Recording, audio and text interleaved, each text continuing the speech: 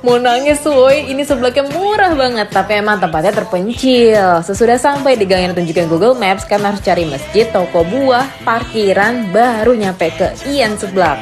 Yang bikin beda, seblak di sini menggunakan kaldu tulang yang dibuat sendiri, mie glosor, dan beragam pilihan topping yang sangat komplit. Akhirnya gue pesan seblak tulang level 10 dan seblak komplit level 5. Bagi kalian pecinta pedas harus banget cobain kuah di atas level 10.